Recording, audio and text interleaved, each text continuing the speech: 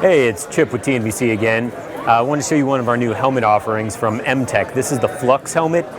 Starting out for this year, they're going to be releasing the carbon shell, and later on they're going to have the ballistic shell. But one of the major selling features of their helmets is they have no pass-through bolt holes. So all of the accessories, including the night vision helmet shroud and the side rails, all attach via undercuts that are molded onto the side of the helmet.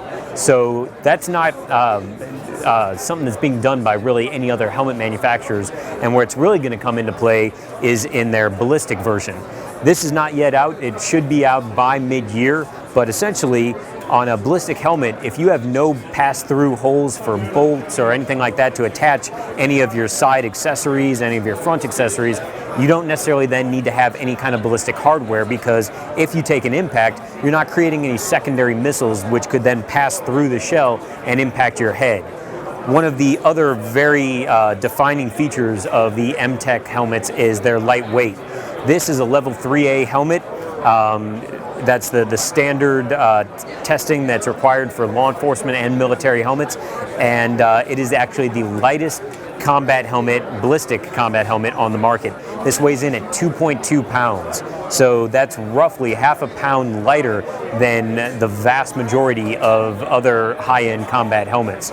So on the inside, you've got standard OEM pad systems that anyone who's ever worn a ballistic helmet, well, recently that is pretty much going to be familiar with this kind of configuration.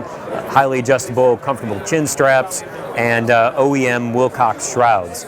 The side rails here are actually going to be using the M-Lock attachment made famous by and designed by Magpul, but basically all M-Tech accessories are going to attach here.